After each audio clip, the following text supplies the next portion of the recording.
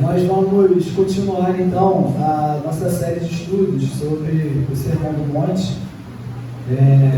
Nós já estamos chegando no fim dessa série, né? Depois de tantos estudos.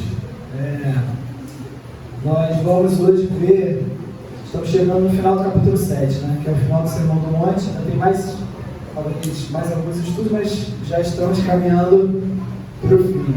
Hoje, especificamente, nós vamos ver no capítulo 7, o versículo 15 e 16. Mas antes vamos orar, por favor. Senhor Deus, te agradecemos por estarmos aqui hoje, reunidos em tua casa, Senhor, podendo meditar acerca da tua palavra. Que possamos, Senhor, não sermos meros ouvintes, mas praticantes da tua palavra, Senhor. Que pelo teu Santo Espírito sejamos capacitados para isso, para exercitarmos a nossa liberdade, cumprindo aquilo que o Senhor exige de nós, fazendo a tua vontade, Senhor Deus, sendo sal e luz nesse mundo, para a tua glória, Senhor Deus, e para a exaltação do nosso Senhor e Salvador Jesus Cristo. É o que te pedimos, em nome do Senhor. Amém.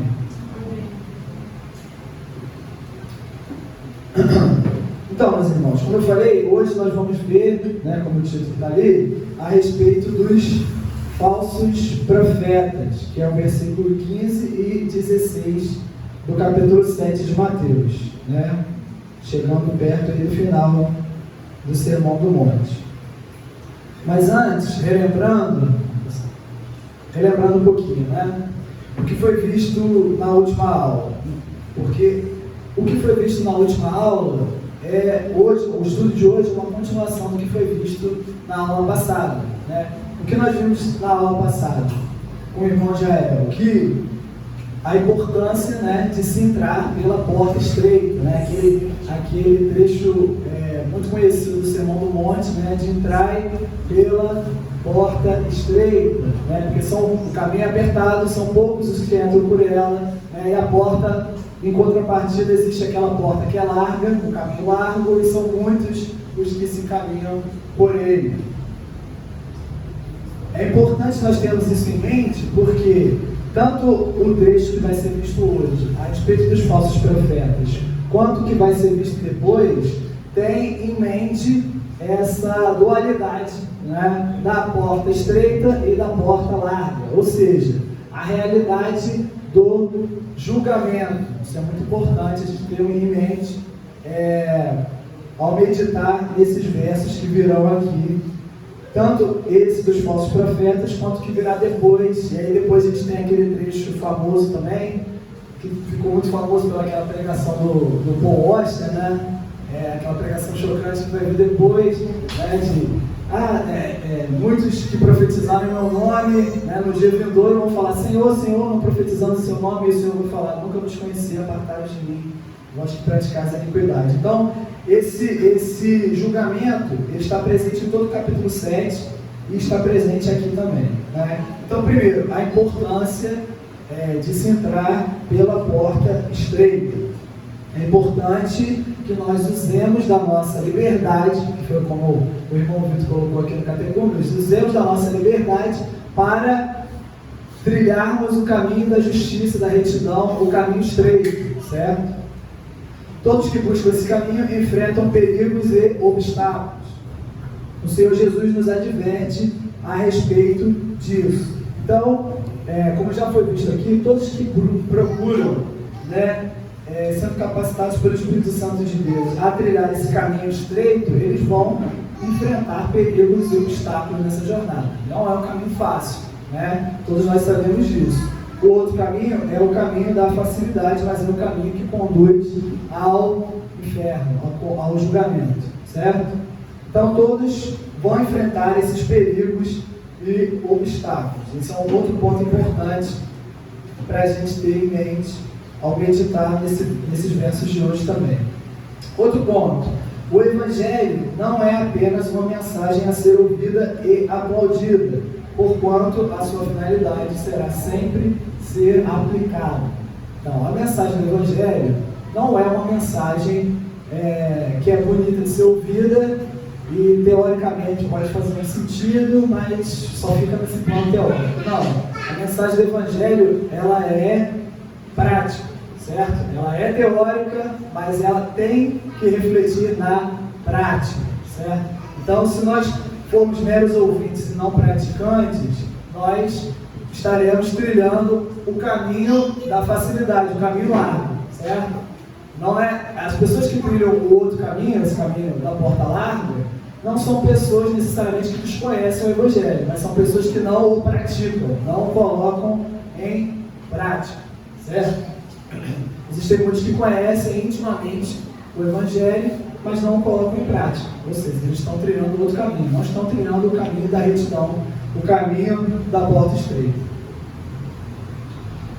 Chegando próximo ao final do Sermão do Monte, o Senhor Jesus enfatiza dois perigos particulares que nos ameaçam.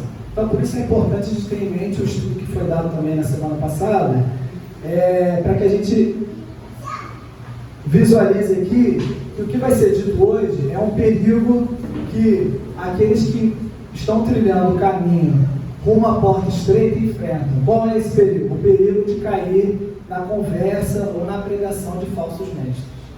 Esse é o perigo que todos nós podemos enfrentar, um dos perigos, né, que todos nós podemos enfrentar ao trilhar esse caminho de obstáculos rumo à porta estreita, rumo à salvação, certo?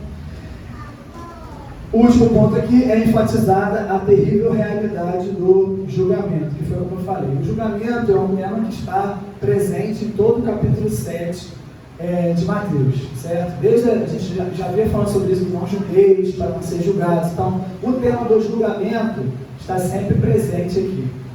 A realidade do julgamento. O julgamento virá. O julgamento é uma realidade, certo? Então, nós somos chamados a estarmos vigilantes em espírito de oração, pedindo ao Senhor que nos capacite a permanecer no caminho dele, certo? Para não nos desviarmos do seu caminho, não deixarmos que os obstáculos, os perigos nos vençam e nos façam desviar do caminho da retidão, do caminho que conduz à porta estreita.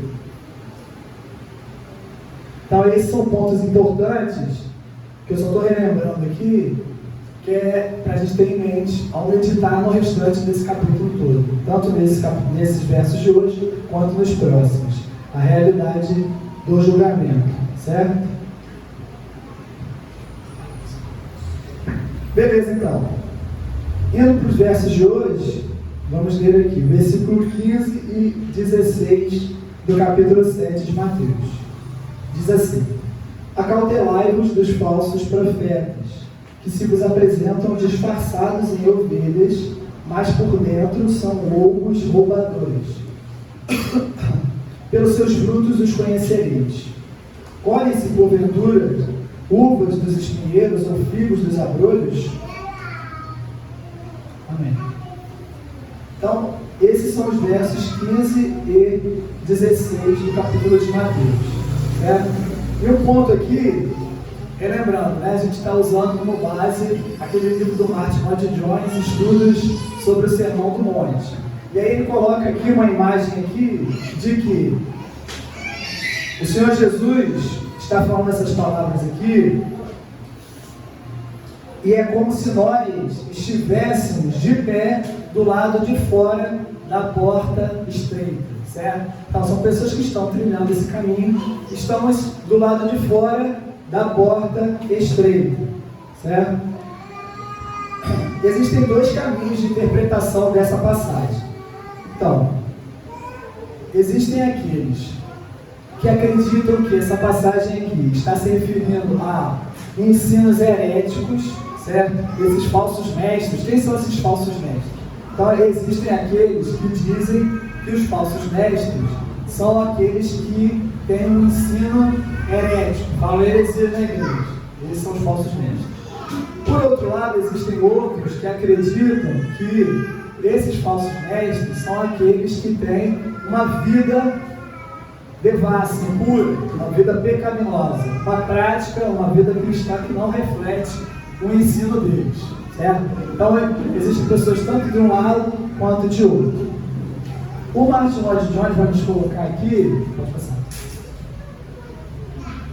uma interpretação que ele acredita que é um pouco mais completa. Ele fala que não é nem necessariamente só de um lado, nem do outro. Até porque uma pessoa que tem um ensino herético, necessariamente a prática dela vai ser errada, certo? Porque a doutrina, ela não é, como a gente falou aqui no começo, a doutrina cristã, ela não é algo meramente a ser entendido, a decorar o catecismo ou algo desse tipo, certo? Mas a gente, meramente isso, né?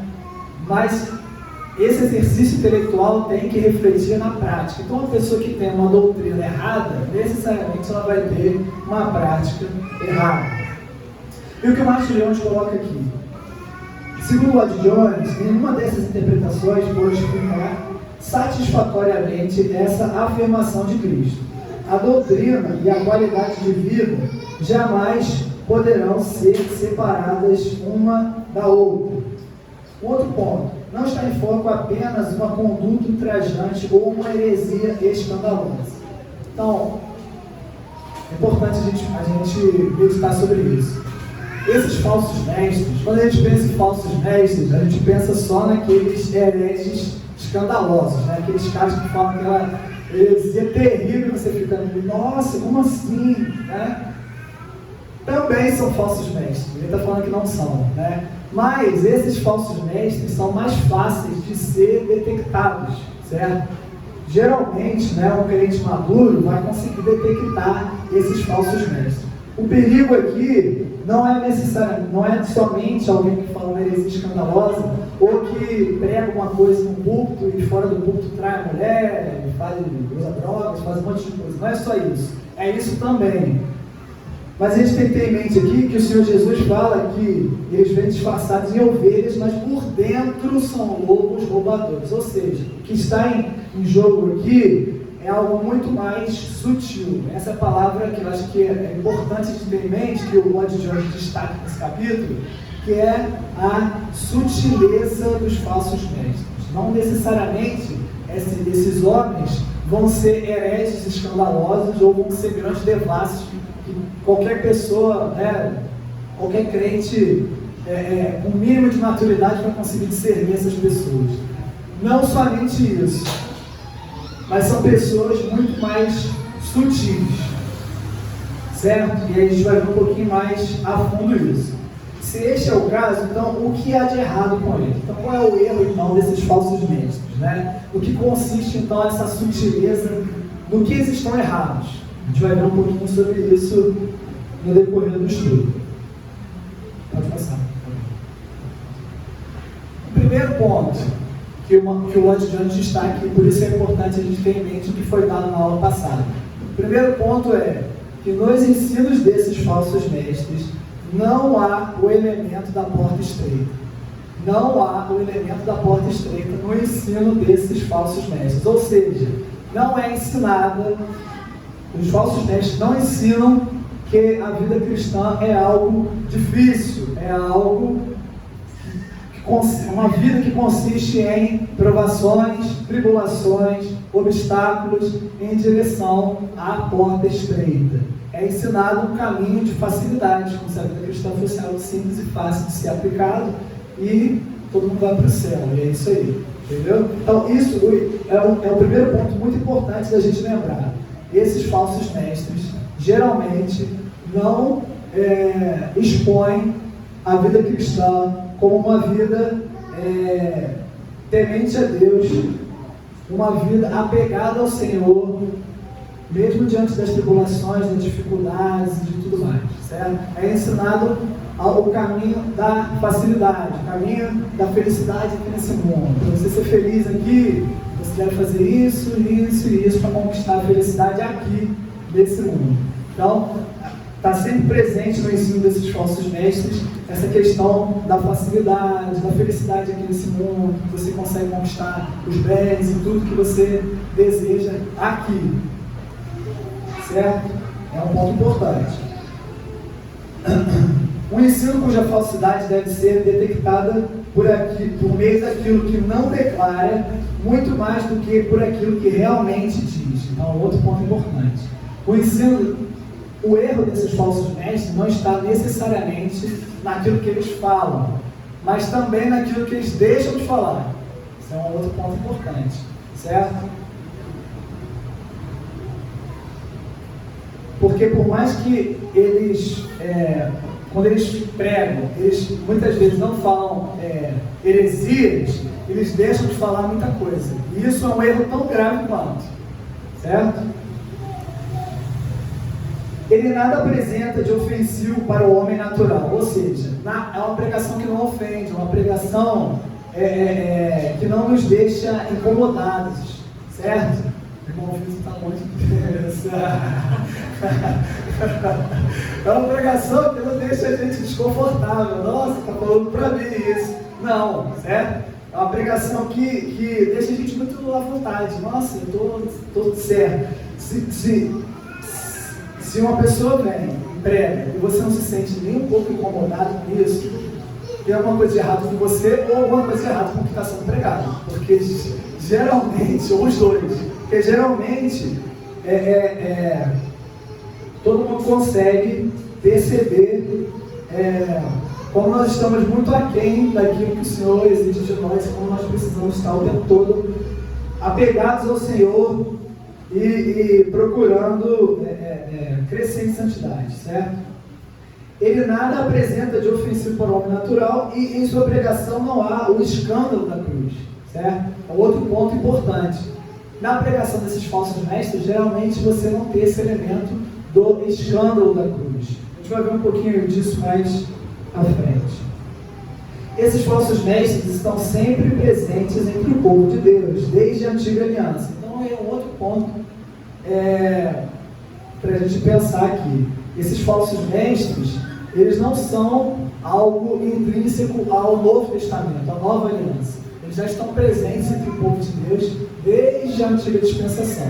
E eu coloquei aqui Deuteronômio 13, João 5, se alguém puder ler, por favor, Deuteronômio 13, versículo 1 ao versículo 5. Existem outros trechos também do Antigo Testamento, vários outros trechos que falam a respeito desses falsos profetas. Eu coloquei esse aqui só para exemplificar.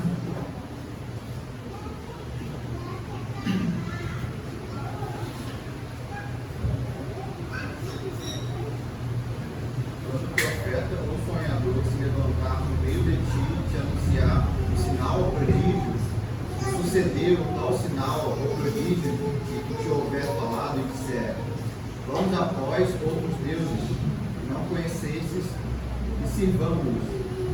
Não virás as palavras desse profeta ou sonhador, porquanto o Senhor vosso Deus nos prova, para saber se amais o Senhor vosso Deus de todo o vosso coração e de toda a vossa alma. Mandareis a voz do Senhor vosso Deus, e a ele temereis, guardareis os seus mandamentos e ouvireis a sua voz, a ele servireis e a ele vos achegareis. Esse profeta ou sonhador será morto, pois pregou rebeldia contra o Senhor vosso Deus, que vos tirou da terra do Egito e vos resgatou da casa da servidão, para vos apartar do caminho que vos ordenou o Senhor vosso Deus, para andares nele. Assim eliminarás o mal do meio de ti. Então, para a gente ver aqui como esses falsos profetas, esses falsos mestres, eles já se encontram no meio do povo de Deus desde a antiga aliança. E algo chocante nessa passagem aqui é que mostra que esses falsos profetas e mestres muitas vezes realizavam sinais e prodígios. Olha só como isso é chocante, né? Porque eram pessoas que realizavam esses sinais, esses prodígios. Mas o Senhor adverte o povo aqui de que isso se sucederia, mas por quê? O Senhor estava fazendo o quê? Foi o que o irmão falou, colocando o povo o quê? Em prova, certo? Esses homens realizavam esses sinais e prodígios, assim como o Senhor havia alertado o povo dele de que quando eles fossem para a terra prometida, para Canaã, os deuses desses outros povos realizariam sinais e prodígios, e o Senhor estava alertando eles de que Ele permitiria que isso se sucedesse, para quê? Para testar o povo deles, para provar o povo, a fidelidade do povo deles, certo? E, como as Escrituras mesmo falam, esses deuses eram o quê? Demônios, certo? E esses falsos profetas faziam esses sinais sendo usados por quê? Demônios também. Então, a gente vê como esses falsos profetas, eles faziam coisas grandiosas também, mas o povo era alertado a não seguir esses falsos mestres. E para a gente ver como é grave esse comportamento desses falsos mestres, que na antiga aliança eles deveriam ser mortos, certo? A morte era a pena para esses falsos mestres. Hoje, né, a gente não vai matar os falsos mestres, mas eles devem ser excomungados, certo? Apartados do povo de Deus, certo? Porque é um ensino que conduz não apenas ele próprio para o caminho da perdição, mas conduz outras pessoas. Esse é o perigo dos falsos mestres. Ele não vai sozinho para o inferno, ele está levando uma galera junto, ele está levando muita gente junto com ele, certo? Então, por isso, na antiga aliança, como o povo ele é separado, ele deveria ser santo e separado dos outros, esse falso mestre é um grande perigo para a santidade desse povo, o povo de Deus. Como é um grande perigo hoje também. Pode passar. Jeremias 6,4 nos diz que esses falsos mestres,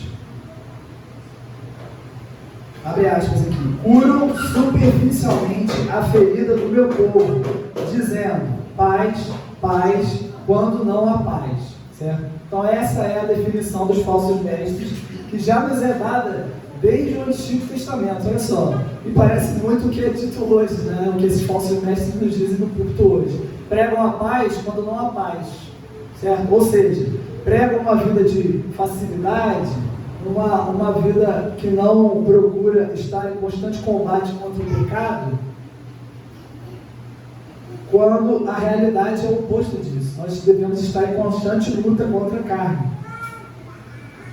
Então, é o que já é falado aqui por Jeremias no capítulo 6, certo? E é engraçado que no capítulo anterior de Jeremias, o Senhor fala para ele que é isso que deseja o povo dele. Para mostrar para a gente como muitas vezes o que a gente quer é o ensino desses falsos mestres. No capítulo anterior, o Senhor já tinha dito a Jeremias que era isso que o povo dele queria. Eram esses falsos mestres. Muitas vezes é isso que a gente quer. A gente não quer ser confrontado.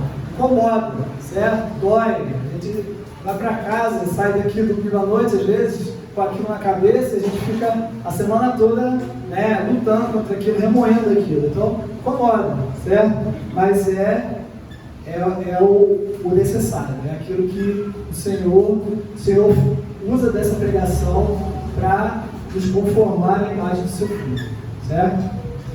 E foi o que eu falei. E o pior é que no capítulo anterior é dito: os profetas profetizam falsamente e os sacerdotes dominam de mãos dadas com eles.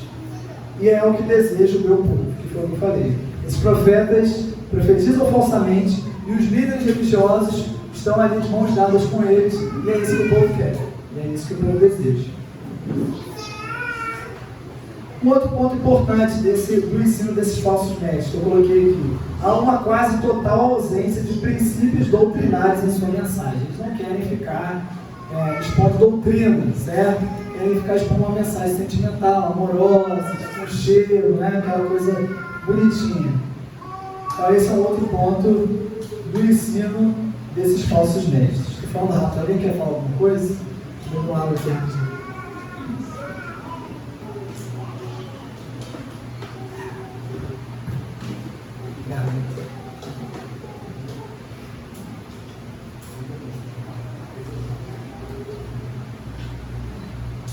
Gustavo, eu pensei que como questão de prática e doutrina, né? Associado aos nossos mestres, eu poderia ter facção, toda essa questão do cara do Provérbios 6, 12, o falso mestre está ativo, mas para vestir de ovelha. Isso. Muitas vezes a gente não perde por quê? falso mestre não vai dizer que vai fazer isso para arrebatar, ele vai dizer que ele faz isso para a glória de Deus. Exato. Para que a glória de Deus seja executada aqui, é bom que a igreja seja dividida. Para que a glória de Deus seja vista, é bom que nem toda a verdade seja transparente, eu vou estudar algumas coisas. E nunca vai ser explícito. Assim os fariseus faziam, o que faziam, falavam que era para a glória de Deus. Ele falou, vou parar de considerar Deus. Agora eu vou pegar a minha mensagem. Ele continua falando que é para a glória de Deus. Mas a língua mentirosa, né? O orgulho, tá ali o orgulho,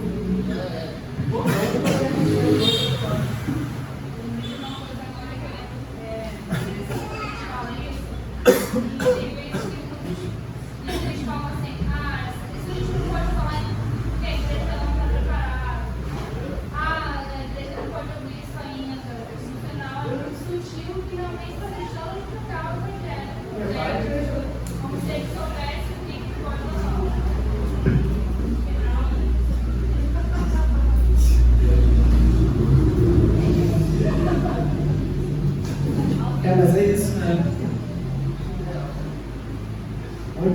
O importante é a gente ter essa imagem em mente, que são, como você falou, são lobos devoradores, mas não são lobos devoradores que vêm para o rebanho de Deus como lobos devoradores. Eles vêm travestidos disfarçados de ovelhas.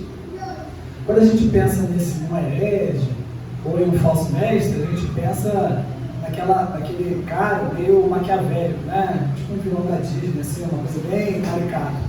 Mas até os grandes hereges da antiguidade, não eram essas pessoas escrachadamente maléficas, né? Eles acreditavam que estavam fazendo aquilo para a glória de Deus, quando na verdade estavam defendendo doutrinas dos homens, assim como os falsos mestres hoje. Assim como os falsos mestres hoje, não são essas pessoas, né, escrachadas, né? Geralmente não é aquele herege escrachado. É interessante essa questão de ela tem pai, sendo que não tem pai, né? E aí, essa mensagem ser palatável, assim, né? Aquelas pessoas que não são ovelhas, né?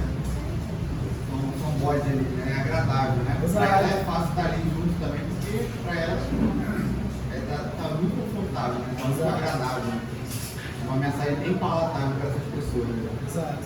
E aí você vê que esse é um grande perigo entre essas doutrinas assim, né? Que esses falsos profetas falam, é porque às vezes é muito sutil mesmo, coisas que são sutis.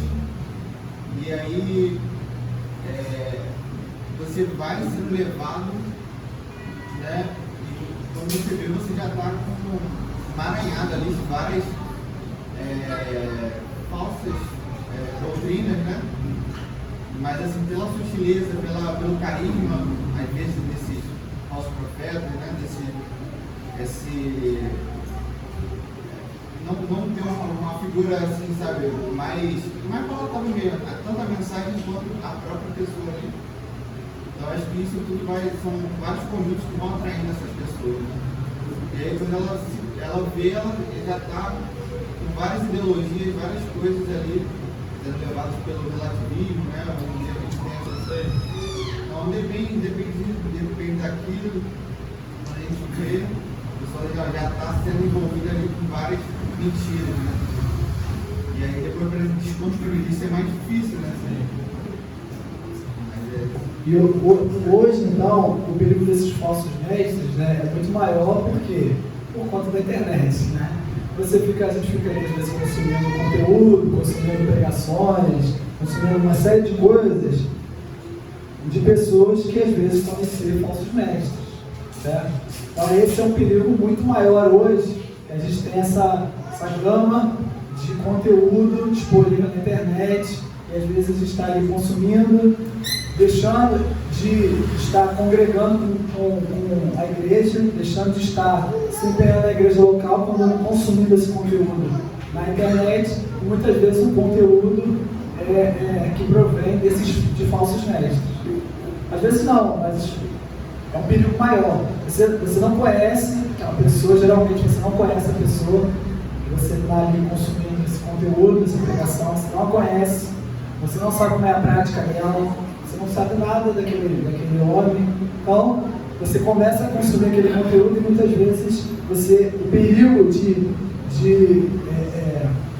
cair no ensino de falsos mestres hoje acaba se tornando muito maior por conta dessa facilidade que a gente tem de consumir esse conteúdo na internet. Lembrando que o perigo de cair no ensino dos falsos mestres é um perigo que todo o povo de Deus pode enfrentar. O Sermão do Monte é direcionado ao povo de Deus. Então, é o povo aqui que Jesus está alertando para não cair no ensino desses falsos mestres.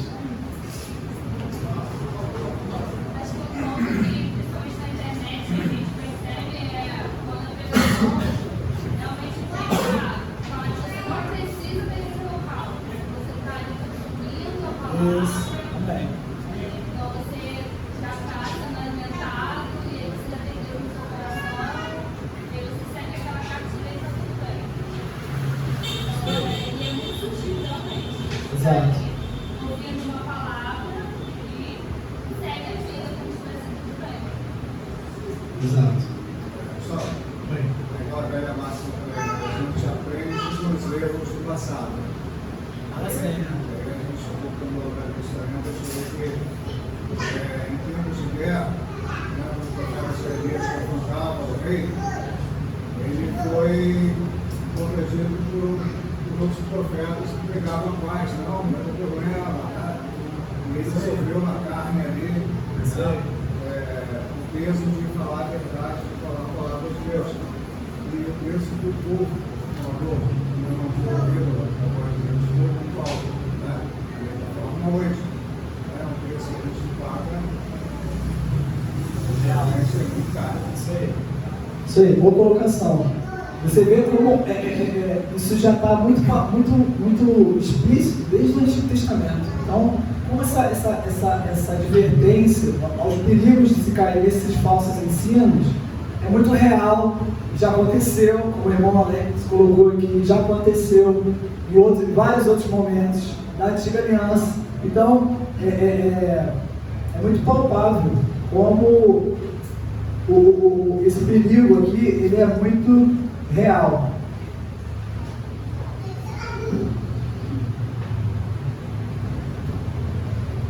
E como o irmão Alex colocou também, né, que eu coloquei aqui, mas já adiantando um pouco, como pregar a mensagem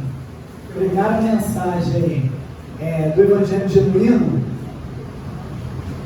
muitas vezes é desconfortável. Para o próprio mestre, para o próprio pregador, é desconfortável muitas vezes, vai ser desconfortável abordar certos temas. Foi o que ele falou, o profeta Jeremias. O profeta Jeremias sofreu por pregar a verdade, por falar a verdade. Então, muitas vezes nós, não só pastores e líderes, mas todos nós, quando, ao defendermos a verdade, ao expormos a verdade, nós podemos sofrer consequências. Muitas vezes vai ser desagradável. O próprio Martin Lloyd Jones coloca aqui, para você ver, o próprio Martin Lloyd Jones coloca nesse capítulo que ele nunca tinha pregado esse trecho aqui dos falsos mestres, ele confessando, né? Ele nunca tinha pregado esse trecho. E se fosse depender da inclinação dele, do homem natural ali, ele não ia querer abordar isso, porque é desconfortável você ficar falando de falsos mestres. Parece que você é aquele crente chato, que quer ficar o tempo todo apontando o erro dos outros. Então ele mesmo confessa isso, que é um tema desagradável. E muitos temas das Escrituras vão ser desagradáveis, vão desagradar, lógico, porque nós, como o irmão Vitor colocou aqui, nós não somos ainda totalmente livres. Nós ainda temos ali a inclinação da carne, a carne ainda está, nós militamos contra a carne. É por isso que quando o profeta Jeremias fala aqui, paz, quando não há paz, nós não estamos agora, pela graça do Senhor Jesus, nós não estamos em guerra contra Deus, mas a vida cristã é uma vida de guerra, mas é uma vida de guerra contra a nossa própria carne, não contra Deus, graças ao Senhor Jesus, não mais contra Ele, mas é uma vida de guerra contra a nossa carne, não é uma vida de paz. certo? Então, muitas vezes, será desagradável abordar alguns assuntos dentro do rebanho de Deus, dentro do rebanho do povo de Deus.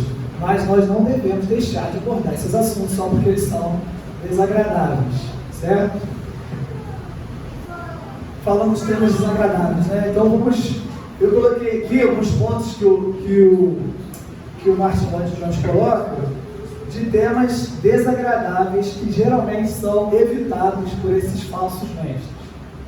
O primeiro ponto, de um modo geral, esses falsos mestres enfatizam apenas uma verdade. Então, geralmente, o que esses falsos mestres enfatizam é apenas uma verdade: o amor de Deus. E aí, se a gente for parar para pensar aqui, só alguns segundos, em algumas pregações que a gente vê por aí, circulando na internet, a gente vai ter isso muito claro. Como geralmente o amor de Deus, ele é colocado acima de todas as outras verdades que estão contidas nas Escrituras. Que é o mais bonitinho, né? O amor de Deus, né? Você falar de amor de Deus, parece que é o mais, é o que é palatável. Palatável até o homem natural. Ah, Deus me ama, Deus me ama. Mas agora, eu não lembro qual foi o teólogo que falou isso, mas quando você pega uma verdade e coloca ela acima de todas as outras verdades, você está incorrendo em mentira, certo? Quando você destaca apenas uma verdade em detrimento de todas as outras verdades, isso é uma mentira, não é uma verdade mais. Deixa de ser uma verdade, passa a ser também uma mentira. Então, quando esses homens enfatizam apenas o amor de Deus e não a realidade do julgamento, a realidade de que Deus exige de nós uma vida de santidade, a realidade de que o amor de Deus não é pelos nossos méritos, mas sim pelos méritos do seu Filho. Quando você deixa de falar todas essas verdades, você está incorrendo em mentira. É isso que esses falsos mestres geralmente fazem. Eles incorrem em mentira, não necessariamente falando mentiras. Muitos deles podem subir ao púlpito e falar heresias, sim.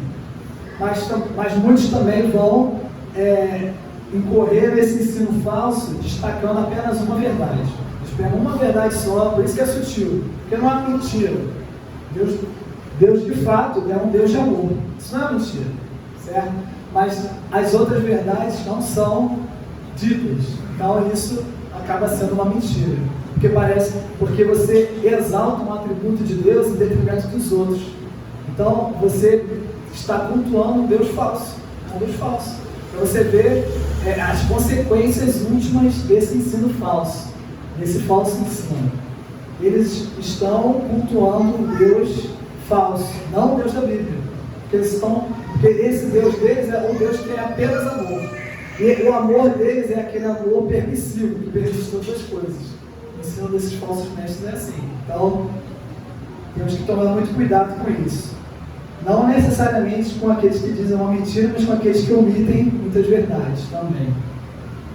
Então, eu coloquei aqui alguns temas que geralmente são evitados pelos falsos profetas. O primeiro deles, pecado. Não pode falar, fala aí. Desculpa, essa colocação, e lembrei da pergunta do cacique, que resume muito bem o que é pecado. Saber o que eu quero saber o que é o pecado. Fala que é qualquer forma de conformidade com a lei de Deus. Essa primeira parte vai tratar sobre a missão. E Tiago fala sobre isso justamente. Vai falar sobre a omissão. Adverte aquele que pode fazer o bem e não faz, né? Exatamente. Obrigado. E trata o que você colocou agora, da ideia de que muitas vezes a gente faz o que é bom, mas se você omite uma parte desse ato de bondade, aquilo se torna mal. De fato, você traz a mensagem do Evangelho, mas você omite, por exemplo, que o homem é pecador. Exato. Você não trouxe o Evangelho. Você acredita que trouxe, ou você quer fazer com que o que está ouvindo o Evangelho quando você está trazendo, incorrendo em pecado. Você está omitindo a verdade. Exato, exatamente. A gente vê que muito evangelismo que é feito é um evangelismo falso, né? Que enfatiza aquele amor de Jesus, que é um amor permissivo, aquele amor que permite todas as coisas. Não enfatiza o pecado, quando na verdade o evangelismo ele deve começar a partir do pecado, expondo a natureza pecaminosa do homem e a necessidade dele de um Salvador. Então, o primeiro tema aqui, que geralmente os falsos mestres evitam, é o pecado.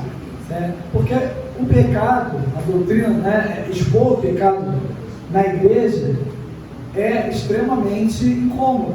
Certo? E esses falsos mestres, eles não querem incomodar ninguém, eles querem ser aceitos por todos os homens.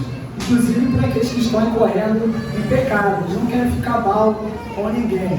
Então, se tem algum membro da igreja incorrendo em algum pecado, ele não quer confrontar essa pessoa, ele não quer confrontar ninguém, ele quer que todo mundo se sinta bem, se sinta confortável no ambiente da igreja. Por isso que você vê hoje muitas igrejas que não exercitam a disciplina de maneira adequada, porque não quer ficar mal com ninguém, não quer perder membro, não quer essa dificuldade, esse desgaste que dá você confrontar um irmão que está incorrendo em pecado. Então você vê que a disciplina hoje é extremamente negligenciada na igreja muito por conta de falsos mestres. Outro ponto, a expiação penal vicária de Cristo. Outro ponto que geralmente também é negligenciado pelos falsos mestres. Não é que eles não expõem a cruz de Cristo. Eles não falam da cruz, eles falam da cruz, mas eles falam da cruz como algo bonitinho, uma mensagem, um grande ato de amor. Eles não enfatizam que esse grande ato de amor foi necessário para que o Senhor Jesus tomasse sobre si todos os nossos pecados, certo? Para que Ele recebesse na carne tudo aquilo que estava destinado a nós. Isso é algo chocante, é algo que nos deixa incomodados, é algo que nos deixa prostrados diante do Senhor, porque nós nada poderíamos fazer para tirar esses pecados de nós. Foi necessário que o Senhor Jesus tomasse sobre Ele toda a nossa iniquidade. Então isso é negligenciado pelos falsos mestres. Eles colocam a cruz, é o que eu coloquei aqui entre aspas, eles neutralizam a cruz. A cruz deixa de ser esse escândalo, certo? Como é dito, como o apóstolo Paulo coloca, né? Perde esse elemento do escândalo da cruz, porque para o homem natural a cruz é um escândalo. A cruz é escandalosa, ela choca, ela nos deixa prostrados diante do Senhor, cientes de que nós nada podemos fazer. E isso o falso mestre não quer fazer, não quer deixar ninguém desconfortável. Então eles neutralizam a cruz e colocam a cruz só como uma mensagem grande, o maior ato de amor da história, um ato bonitinho de amor. Não é que não foi um ato de amor, mas é o que eu falei, eles enfatizam só uma verdade em detrimento das outras, eles esquecem desse elemento da cruz de Cristo. Outro ponto, arrependimento. Arrependimento de quê? Isso é tudo fácil, né?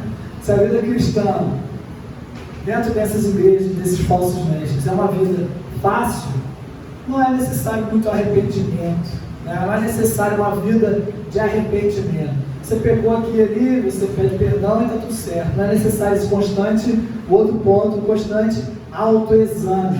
Não é necessário você estar o tempo todo examinando a si mesmo, vendo se você está em conformidade com a lei de Deus, certo? Com aquilo que o Senhor exige de nós. Isso redunda em quê? Redunda numa santidade superficial, que é o que é pregado por esses falsos mestres.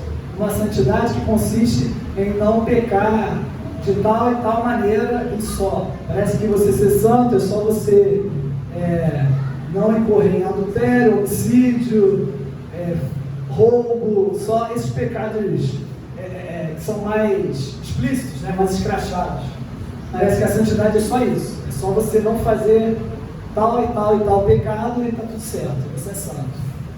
Então, para a gente ver como que a doutrina, ela sempre vai refletir uma prática.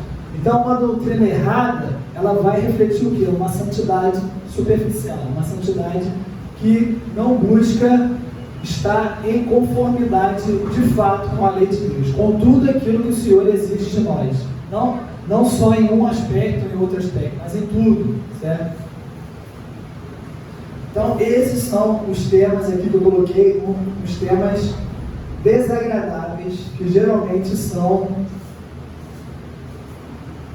evitados por esses falsos mestres. Então, relembrando aqui, o falso mestre não é necessariamente, também, né? Muitos sobem no púlpito e falam heresias, muitos têm uma prática, uma vida totalmente ímpia, fora da igreja, mas não é só isso, né? Também é esse cara que é mais sutil e evita falar certas verdades. Para finalizar aqui, a gente vai ler 2 Pedro 2.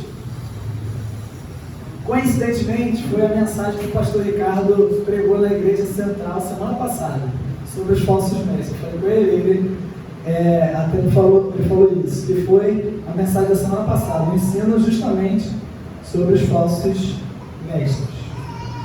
2 Pedro 2. A gente viu alguns trechos do Antigo Testamento e aí agora a gente vai ver aqui no Novo Testamento um trecho que fala sobre esses falsos mestres. Versículo 1. Assim como no meio do povo surgiram falsos profetas, assim também haverá entre vós falsos mestres, os quais introduzirão dissimuladamente heresias destruidoras até o ponto de renegarem o soberano Senhor que os resgatou, trazendo sobre si mesmos repentina destruição. E muitos seguirão as suas práticas libertinas, e por causa deles será infamado o caminho da verdade. Você vê como esse ensino errado, só pausando aqui, a gente vai continuar, como esse ensino errado reflete uma santidade superficial, o que reflete no fato de que muitos ímpios difamam o nome do Senhor por causa desses crentes que têm uma prática totalmente errada. E aí o nome do nosso Senhor é difamado por causa disso. Versículo 3. Também movidos por avareza, farão comércio de vós, com palavras fictícias. Para eles o juízo lavrado a longo tempo não tarda, e a sua destruição não dorme. Ora, se Deus não poupou anjos quando pecaram, antes, precipitando-os no inferno, os entregou a abismos de trevas, reservando-os para o juízo, e não poupou o mundo antigo, mas preservou a Noé, pregador da justiça, e mais 7 pessoas, quando fez vir o dilúvio sobre o mundo de ímpios, e, reduzindo as cidades de Sodoma e Gomorra, ordenou-as à ruína completa, tendo-as posto como exemplo a quantos venham a viver impiamente, e livrou o justo Ló, afligido pelo procedimento libertino daqueles insubordinados, porque este justo, pelo que via e ouvia quando habitava entre eles, atormentava a sua alma justa, cada dia, por causa das obras iníquas daqueles. É porque o Senhor sabe livrar da provação os piedosos e reservar, sob castigo, os injustos para o dia do juízo. A realidade do juízo está presente, tanto no Sermão do Monte, como nesse trecho aqui. Esses falsos mestres, a eles é reservado o juízo, certo? Então, é algo que deve fazê-los tremer diante da realidade do juízo. O juízo para eles, caso não haja arrependimento, é certo. O juízo para esses falsos mestres é certo. E eles levarão muitos com eles, que é o que foi colocado aqui. Especialmente aqueles que, seguindo o caminho da carne, andam em imundas paixões e menosprezam qualquer governo. Atrevidos, arrogantes, não temem difamar autoridades superiores, ao passo que anjos, embora maiores em força e poder, não proferem contra elas juízo infamante na presença do Senhor. Esses, todavia, como brutos e irracionais, naturalmente feitos para presa e destruição, falando mal daquilo que são ignorantes, na sua destruição também hão de ser destruídos. recebendo injustiça por salário de injustiça que praticam.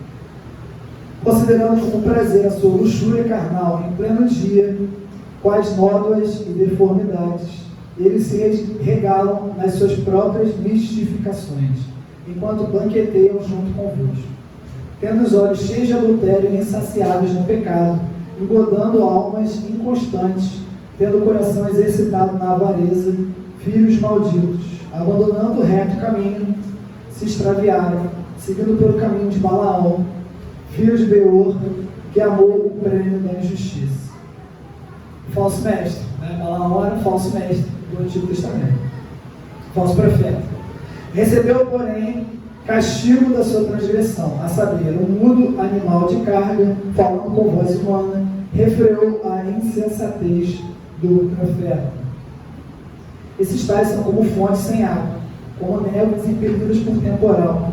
Para eles está reservada a negridão das trevas, porquanto, proferindo palavras jactanciosas de vaidade, engordam com paixões carnais, por suas libertinagens, aqueles que estavam prestes a fugir dos que amam o erro, prometendo-lhes liberdade, quando eles mesmos são escravos da corrupção. Olha só, tá vendo?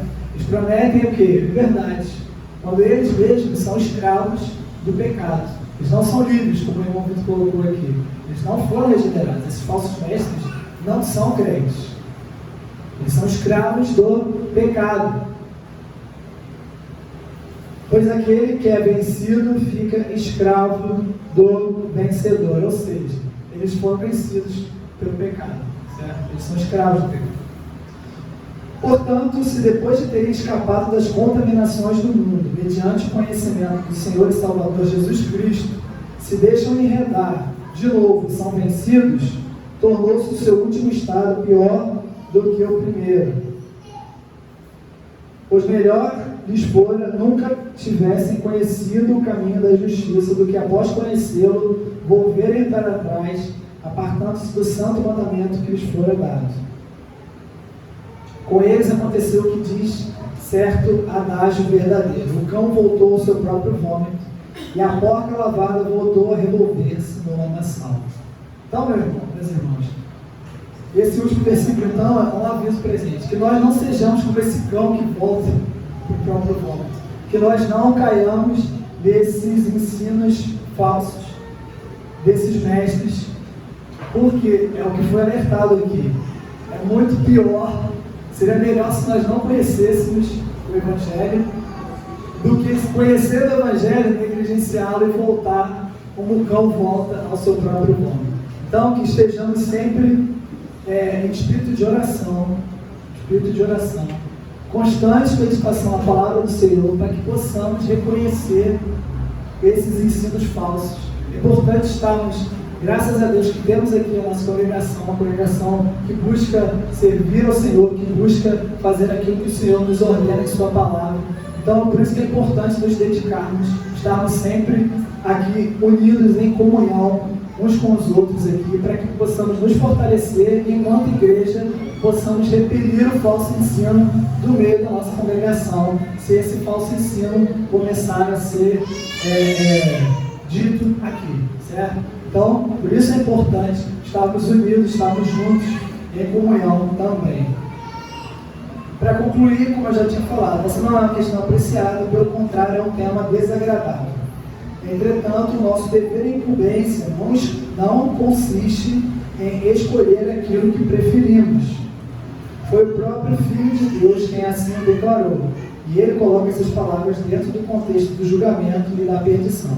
Então, foi o próprio Senhor Jesus que nos alertou dessa realidade, da importância de estarmos em espírito de vigilância contra esses falsos ensinos. E que possamos, como eu já falei, considerar isso em espírito de constante oração para repelir esses falsos mestres. Amém? Alguém quer falar mais alguma coisa?